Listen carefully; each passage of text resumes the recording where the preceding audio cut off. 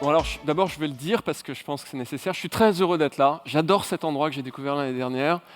Et je trouve que je ne connais pas d'autre endroit où on refait autant de monde qu'ici. Donc, bravo, merci d'être là. Et encore une fois, je suis très heureux d'être ici.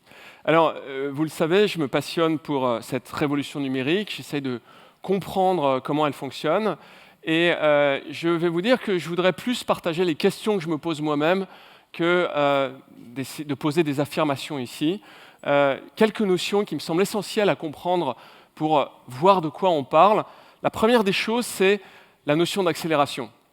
La notion d'accélération qui est vraiment en train de se passer maintenant. Pourquoi ? Parce qu'il a fallu 40 années, entre 1974 et 2014, pour qu'il y ait 2,5 milliards d'individus qui soient connectés à Internet. 40 années pour finalement un résultat quand même assez spectaculaire, mais c'est 40 années.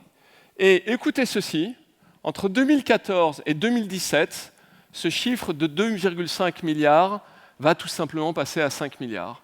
Donc vous êtes à l'instant de singularité, à l'instant d'accélération de l'histoire de l'humanité, qui est extrêmement remarquable, et tout ceci va permettre de faire des choses tout à fait notables. Pourquoi ? Parce que Internet repose avant tout sur la puissance de la multitude. Vous êtes la multitude. Vous êtes ceux qui ont fait Internet. Vous avez fait Wikipédia, mais vous faites aussi la confiance sur les sites d'e-commerce. À chaque fois que vous mettez des étoiles, des commentaires, quand vous achetez quelque chose, vous êtes aussi ceux qui ont rendu riche Mark Zuckerberg. Chacun d'entre vous, en Occident, vous lui avez donné à peu près 300 $. C'est la valeur participative que vos comptes valent en moyenne sur Internet. Donc ces notions-là sont des notions qui sont évidemment essentielles en accélération forte. Robert Metcalfe, l'inventeur de la prise Ethernet, dit très justement l'efficacité d'un système numérique est égale au carré du nombre de ses participants. On conçoit bien que si je suis le seul à avoir un serveur et qu'il n'y a une seule personne qui a un ordinateur pour pouvoir consulter ça, ce n'est pas efficace, parce qu'il faut acheter beaucoup de technologie. Mais si j'ai un serveur et qu'il y a 1 milliard d'individus qui peuvent se connecter, le coût de distribution de l'information est marginal et la possibilité de créer ce qu'on appelle des gains d'opportunité est maximale. C'est ce qui est en train de se passer et on est vraiment en train de rentrer dans ce qu'on appelle la deuxième partie de l'échiquier, ce moment où il y a une accélération extrêmement notable qui se joue.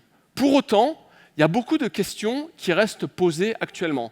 Il y a un débat que moi je trouve essentiel, c'est la notion d'émergence d'une nouvelle forme d'économie. Ce qu'on assiste actuellement, ce n'est pas une nouvelle forme d'économie, c'est le capitalisme dans sa version la plus nette, la plus brutale, c'est-à-dire la capacité à concentrer des capitaux de façon extrêmement rapide. La richesse de Mark Zuckerberg, elle a une dizaine d'années, ça s'est fait à une vitesse qui est absolument inégalée, et on voit très clairement un déplacement entre le travail vers le capital, de la valeur dans les grands pays occidentaux. Et ça, moi, je pense que c'est en grande partie du fait de la capacité de globaliser les marchés, ce qui est permis principalement par, évidemment, les plateformes numériques. Donc il nous faut penser une nouvelle forme d'économie, et quelque chose qui me semble extrêmement intéressant, c'est cette réflexion qui au départ était la réflexion de l'open, de dire finalement on fait en sorte que les technologies appartiennent à tous, et qui est en train de se transposer dans le monde de la production et potentiellement dans le monde des plateformes. Je ne vais pas vous parler des Fab Labs, vous connaissez tous les Fab Labs, mais les Fab Labs, ils font une chose qui est intéressante, c'est qu'ils permettent de faire la même révolution qu'on a assistée dans le monde de l'informatique. Les ordinateurs appartenaient à l'armée, aux grandes entreprises, maintenant ils vous appartiennent à vous.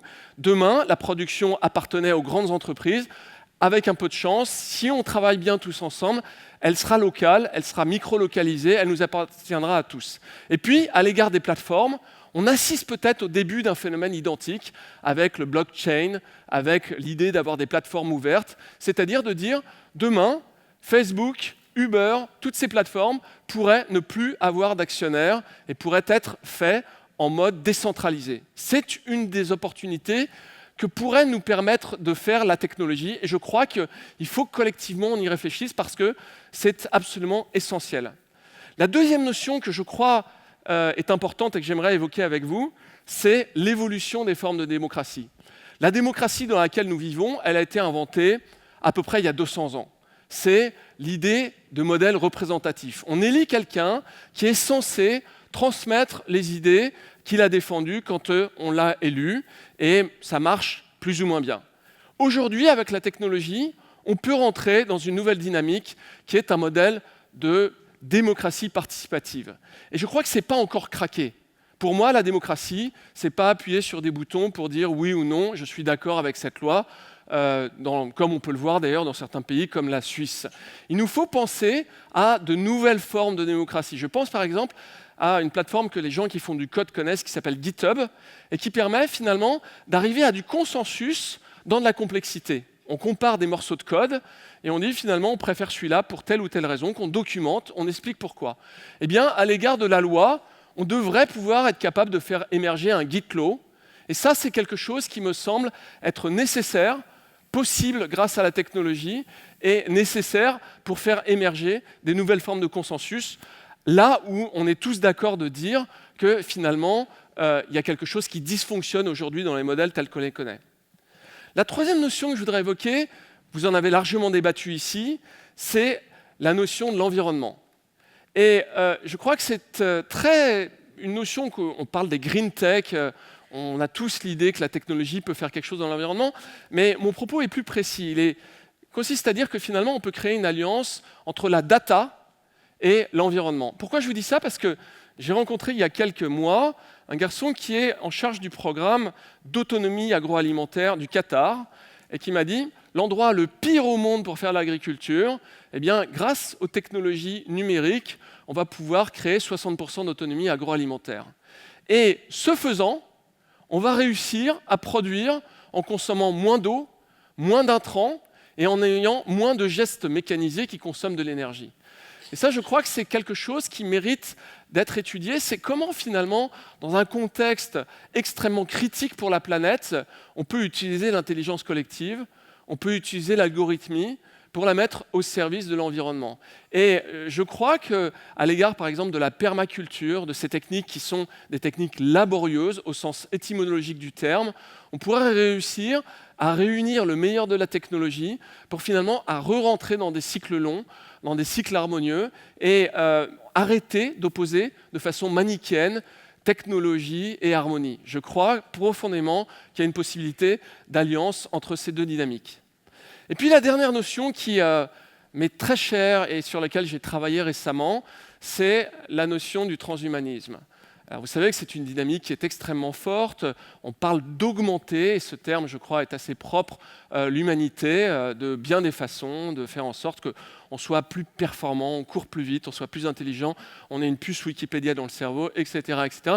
Tout ça est tout à fait fascinant, mais je crois que la question qu'on devrait se poser, c'est pourquoi faire ? Pourquoi faire? Et la question qui est derrière ça, c'est la question de la destinée, du devenir de l'humanité.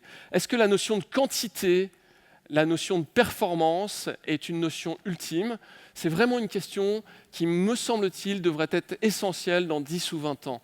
On devrait commencer à se la poser maintenant. Parce que finalement, nous sommes des êtres de qualité. Et cette notion de qualité que la science ne sait pas mesurer, et toutes ces dimensions que la science ne sait pas mesurer, les sentiments, l'amour, etc., c'est finalement ce à quoi on donne le plus d'importance. Et plutôt que de faire en sorte que les machines se développent dans les espaces qu'ils savent mesurer, qu'on puisse les diriger pour qu'elles nous aident à nous transcender.